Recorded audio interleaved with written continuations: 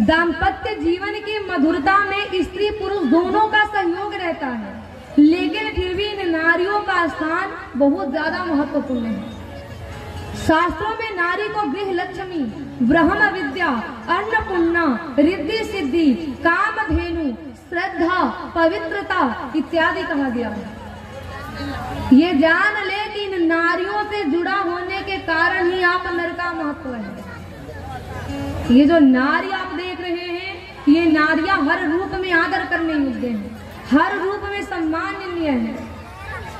ये नारियां माता के रूप में गौरवमय जननी है, क्योंकि ब्रह्म पुराण में कहा गया है कि नास्ति मातृ समो गुरु। ये नारियां पत्नी के रूप में सहधर्मणी है, पति के साथ धर्म पर चलने वाली है। ये नारियां बहन के रूप में भाई के मस्तक पर तिलक लगा करके उन्हें गौरवान्वित करती हैं, गौरव से भर देती हैं। और ये नारियां पुत्री के रूप में घर की शोभा है।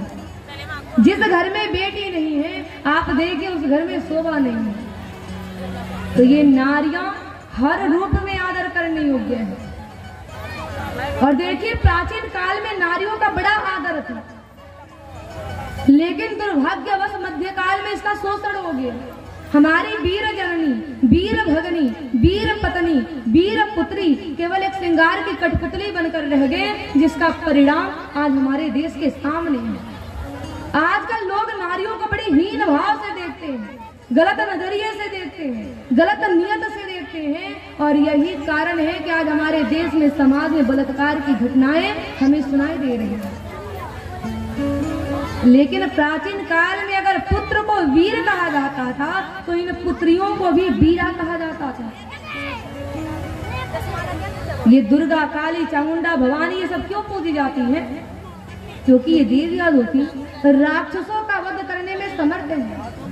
आधुनिक युग में रानी लक्ष्मीबाई, अहिल्याबाई, दुर्गावती जैसी सूरवीर नारियां इसका प्रत्यक्ष प्रमाण है।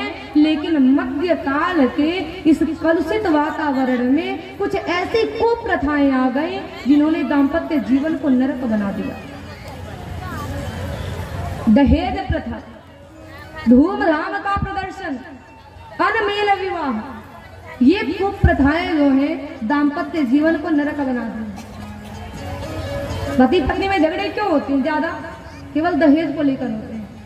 सास बहू में लड़ाई क्यों होता है? दहेज के कारण होता है।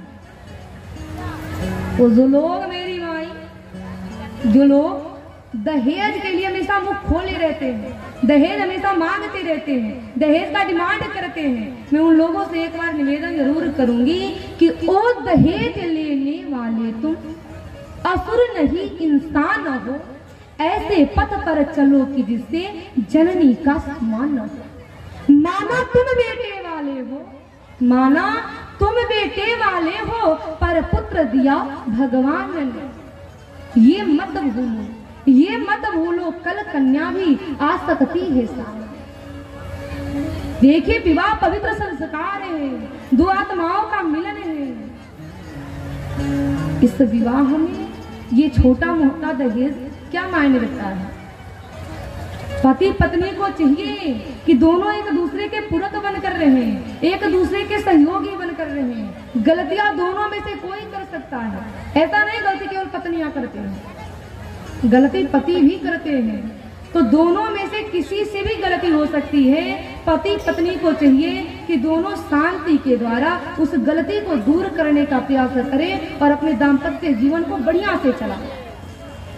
जीवन रूपी गाड़ी के दो पहिया बनकर रहे, शरीर दो हो लेकिन आत्मा एक हो, तब देखिए आपका घर ही स्वर्ग नजर आएगा। आज भगवान कृष्ण 16,108 पत्नियों के साथ हैं।